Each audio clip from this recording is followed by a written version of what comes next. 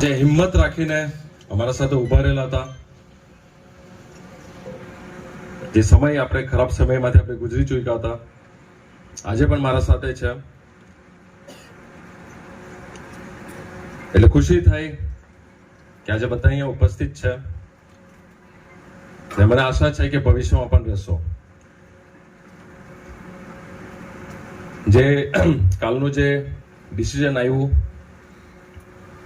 આ તો મારું ઘર છે, અમારો પરિવાર છે. તમે બધા મારા પરિવાર છો, મારા ઘરના છો, મારા કરતા વિશેષ મોહન ડેલકરના કાર્યકર્તા છો.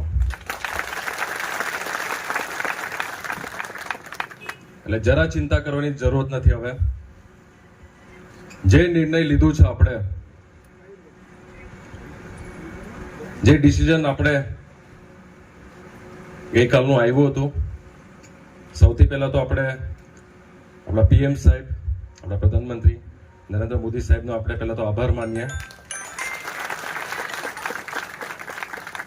એમને આપણા પર વિશ્વાસ રાખ્યો. એમને પણ જોયું કે પરિવાર કેવો, કે પછી આપણા લીડર મારા પિતાજી મોહનભાઈનું નામ લેવો. પાછું કહીશ, એમનું જે નામ હતું તે ફક્ત ને ફક્ત એક જ કારણ છે, તે આપણા કાર્યકર્તા. તે કાર્યકર્તાની તાકાત આપણે દિલ્હી સુધી બતાવી. એમને પણ થયું કે સંગઠન તો હોવું જોઈએ, તો આવું હોવું જોઈએ. એટલે એમને પણ આપણા પર વિશ્વાસ રાખ્યો. એના કરતા વિશેષ આપણને એમના પર વિશ્વાસ છે કે જે પરિસ્થિતિમાં આપણે પ્રદેશ જઈ રહ્યું છે, પણ આ વખતે ડાયરેક્ટ એમના સાથે સંપર્કમાં રહીને પ્રદેશના જેટલા પણ કામો હશે એમના સમક્ષ આપણે મૂકશું, પ્રોપર પ્રેઝન્ટેશન કરશું, ને જેટલા પણ મુદ્દાઓ છે તે જલ્દથી જલ્દ એનું સોલ્યુશન આવે, એનું રિઝલ્ટ આવે, તે આપણા તરફથી આપણે પ્રયાસ કરશું. એટલે કોઈમાં બેદોરાઈ નથી. આપણે પહેલા પણ કીધું, આજે પણ કહેતા છે ને ભવિષ્યમાં પણ કહેશું, ફક્ત ને ફક્ત આપણે પ્રદેશ માટે પહેલા આપણે વિચારશું. પ્રદેશના લોકો, આપણા કાર્યકર્તા, દર મીટિંગમાં મેં કહેતો હતો, આજે પણ કહીશ, આપણા આદિવાસી સમાજ હોય, આપણે બહારથી આવેલા સમાજના લોકો પણ છે આપણા વચ્ચે, એમના તરફ પણ આપણી એક રિસ્પોન્સિબિલિટી છે. આપણા સમાજ, આદિવાસી સમાજ માટે પણ પહેલા આપણે વિચારવાનું છે. ઘણી બધી તકલીફો વધી ગઈ છે, એનું સોલ્યુશન આપણે લાવવાનું છે. એટલે દરેક કાર્યકર્તા એ મગજમાં હવે ગાંઠ મારી દે કે હવે નવો પડાવ આપણો ચાલુ થયો છે, નવી શરૂઆત ચાલુ થઈ છે. તો કોઈ આપણે ઘરે બેસવાની જરૂરત નથી. હવે જિમ્મેદારી વધી ગઈ છે. કાલ સુધી તો આપણે કહેતા હતા કે આપણે વાત મૂકી છે, હવે એ આપણે એ વસ્તુ નહીં કહી શકીએ. હવે આપણે એ વસ્તુ રિઝલ્ટ નહીં આવે ત્યાર સુધી આપણે ઘરે નથી બેસવાના. એટલે એ વસ્તુ બધાએ મગજમાં ગાંઠ મારીને મૂકવાની છે કે હવે ઘરે નહીં, હવે લોકો વચ્ચે આપણે વધારે જિમ્મેદારી. સંગઠન આપણું મજબૂત છે, કાર્યકર્તા આપણા મજબૂત છે, લોકો સુધી સંપર્ક કરવાની આપણે બધાની જિમ્મેદારી છે. ને હજુ એક વસ્તુ કહીશ, લોકો માટે તો આપણે બધા વિચારવાના જ છે, પણ કાર્યકર્તા અને સંગઠન માટે મારા પર છોડો અને મમ્મી પર છોડો.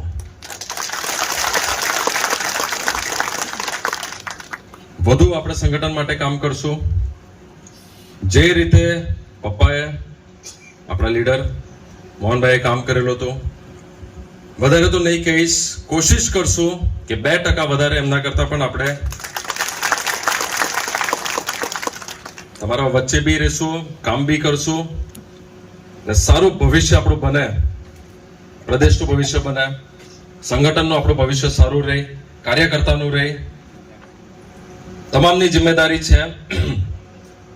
તમે આટલો અમારા પર વિશ્વાસ રાખ્યો છે, તો થોડું બી એમ તમે નહીં સમજતા કે અમે નથી વિચારતા. અમારા માટે તો અમારા પ્રદેશના લોકો અને કાર્યકર્તા કાલે પણ કીધું, આજે પણ કહેતો છું અને ભવિષ્યમાં પણ કહીશ. એટલે નિશ્ચિંત આપણે નિશ્ચિંત રહેવાનું છે. સાહેબે આપણને જિમ્મેદારી આપી છે. ઐતિહાસિક નિર્ણય કહેવાય કે હજુ સુધી આપણે ઓફિશિયલી બેઠા નહીં, ત્યારબાદ પણ આપણને એક વિશ્વાસ પર આપણને ટિકિટ આપી છે. મમ્મીને પાછા એમને મમ્મી પર વિશ્વાસ રાખ્યો છે. ને એ પણ કહીશ કે કાર્યકર્તાને અને લોકોની માંગ તો હતી જ, પણ એમને એમના કરતા વિશેષ મમ્મીનું કાર્ય જોયું છે પાર્લામેન્ટમાં. જે રીતે એમને એક્ટિવલી કામ કર્યું, બધા મુદ્દા પ્રદેશના ત્યાં મૂક્યા, ત્યારે નહીં થયા હશે, પણ હવે ભવિષ્યમાં બધા મુદ્દા હવે પૂરા થશે. પેલા બી મેં કહેતો જ હતો કે મને વિશ્વાસ નહીં હતો મમ્મી આટલું કરી શકે, પણ મારું છોડો પ્રધાનમંત્રી સાહેબ ઇમ્પ્રેસ થઈ ગયા. તો ફરી વાર આપણે જે નિર્ણય લીધો છે, બધાનો સહયોગ છે કે નહીં મળે? બરાબર છે? ચલો, અહીંયાથી હવે આપણે કીધું તેમ એક નવો પડાવ, નવો એપિસોડ આપણો ચાલુ થયો છે. એક જ મેસેજ આપીશ કે બધાને લઈને આપણે ચાલવાનું છે. આપણા સંગઠન ન હોય કે આપણે જે પાર્ટી સાથે આપણે જોડાવે એમને પણ આપણે સાથે રાખવાના છે. કોઈ ભેદભાવ નહીં, બધા એક સમાન આપણે પ્રદેશના હિત માટે, પ્રદેશના ભવિષ્ય માટે બધાને લઈને ચાલવાનું. કોઈ સાથે આપણે, એ શબ્દ તો હું વાપરા જ નહીં, કોઈને સાથે આપણે ભેદભાવ નહીં, અન્યાય નહીં, બધાને સાથે આપણે લઈને ચાલવાનું. એટલે મારા કાર્યકર્તા જે અમે વિચારીએ એના કરતાં વધારે તમે વિચારજો એના માટે. અને બધા ભાઈચારાથી સાથે લઈને જે પાસ્ટમાં જે થઈ ગયું હોય તે બધું વસ્તુ આપણે સાઈડમાં મૂકીને બધાને લઈને ચાલીને વિશ્વાસ એ લોકોનો બી આપણે વધારવાનું છે. પાર્ટીમાં એ લોકો બી ઘણી મહેનત કરી છે, તો એમનું માન સન્માન જળવાઈ રહે તે આપણી બી જિમ્મેદારી બને. તો તે વસ્તુ બી આપણે દરેકે કાર્યકર્તા આપણે થોડું વિચારવાનું છે. મેહુલ મોન્ડેલકર તો છે જ, રહેશે જ, પણ અમુક વસ્તુ જે આપણે સિસ્ટમમાં પાર્ટી જે આદેશ આપે, પાર્ટીના નિયમોમાં જે આવે તે પ્રમાણે આપણે ચાલશું. અને દરેક આપણે કાર્યકર્તાએ પોતાનું જિમ્મેદારી નિભાવે અને લોકો સાથે સંપર્કમાં રહે તેટલું આપણે કામ કરવાનું છે. હમણાં તો હજુ મેં કીધું તેમ હજી જિમ્મેદારી વધી છે. એવું નહીં કે આપણે ઐતિહાસિક જીત લેવાના એટલે ઘરે બેસી જવાનું, એ વસ્તુ આપણે ભૂલી જાય. લોકોને એમ નહીં થવું જોઈએ કે હવે બહુ. આપણા પ્રદેશથી ઉપસ્થિત આપણા ભાઈઓ, બહેનો, યુવાઓ, ખૂબ ખૂબ આભાર વ્યક્ત કરીશ કે આજે નવી શરૂઆત કરી રહ્યા છે. આપણે અભિનવે તમને બહુ ડિટેલ્સમાં વાત કરી છે. ખરેખર આજે મીટિંગ બોલાવવામાં આવી. આપણા માનનીય પ્રધાનમંત્રી નરેન્દ્રભાઈ મોદીજીએ જે આપણા પર વિશ્વાસ મૂક્યો અને મને ફરી વાર આ પ્રદેશનું પ્રતિનિધિત્વ કરવાનો મોકો આપ્યા બદલ એમને ખૂબ ખૂબ આભાર વ્યક્ત કરીશ. આજે મારા માટે બોલવા માટે એવા શબ્દ નથી કે હું તમને અમુક વાત કરી શકું, પણ હું ખરેખર મને આજે પ્રાઉડ થાય કે જે મોહનભાઈ ડેલકરનો એક પરિવાર તરીકે આજે પ્રદેશને માટે લડતા એક પરિવારની જેમ એમને રાખેલા. તો આજે તમે બધા જ અમારા સપોર્ટમાં પાછળ ઊભા છો. આવા સમયમાં પણ ઊભા હતા, જે સમયે ખરાબ પરિસ્થિતિ હતી એ સમયે પણ બધા જ ઊભા રહ્યા અને મને ખૂબ સારા વોટે જીતાડી. એવા વોટે જીતાડી કે ખરેખર તે દિવસ મને યાદ આવ્યા કે જે મોહનભાઈએ બધા માટે વિચાર્યું એમના જ માટે આજે જે લોકો માટે જ આજે આપણી સાથે નથી. શિકાયત હતી, પણ જ્યારે તમે મને આ રીતના સપોર્ટ કર્યો તો એમને પણ હું ભગવાનને પણ પ્રાર્થના કરી કે નહીં, જે પરિવારની જેમ મોહનભાઈ રાખ્યા એ પરિવાર અમારી સાથે છે ને આજ સુધી તમે અમારી સાથે રહ્યા છો. સ્પેશિયલી ખૂબ ખૂબ આભાર વ્યક્ત કરીશ તમને. હું અને અભિનવ આજે 3 વર્ષથી બનતી કોશિશ કરી આ સંગઠનને સંભાળવાની. એવા સમયે જવાબદારી મારા પર પણ આવી.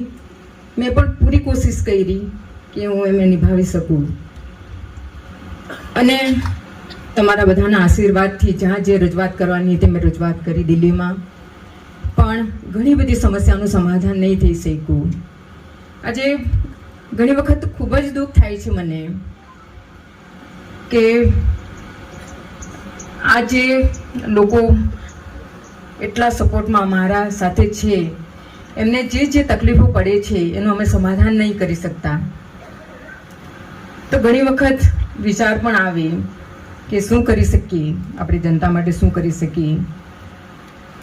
પછીથી જ્યારે સમસ્યા આવી મેં પણ કોશિશ કરી, જ્યાં જે મિનિસ્ટ્રી હોય, પાર્લામેન્ટ હોય, જ્યાં રજૂઆત કરવાની ત્યાં મેં કરી. છેલ્લે જ્યારે ઘણી વિકટ પરિસ્થિતિ આવી, હું પ્રધાનમંત્રીને મળી અને એ દિવસે ખૂબ જ આશ્વાસન આપવામાં આવ્યું.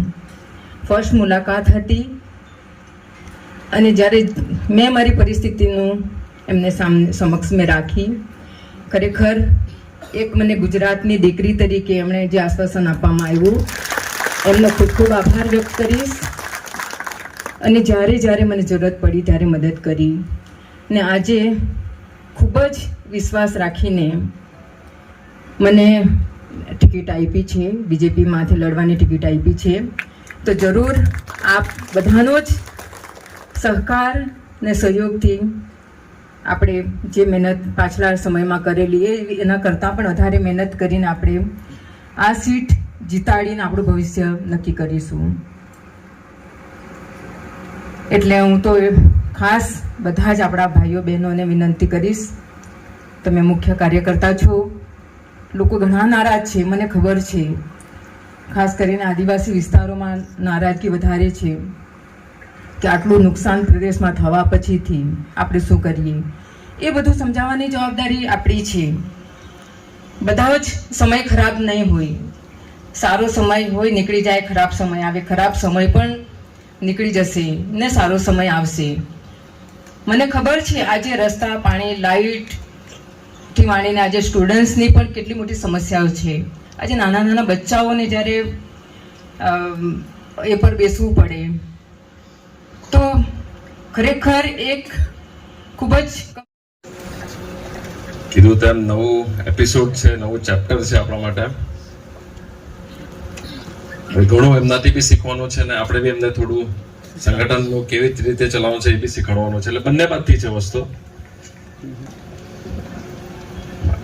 એક ફિલિંગ એ પણ છે કે આટલા વર્ષોથી જેમના સાથે આપણે આમને સામને હતા આજે સાથે જોડાતા છે, તો એ વસ્તુ, એ પરિસ્થિતિ છે.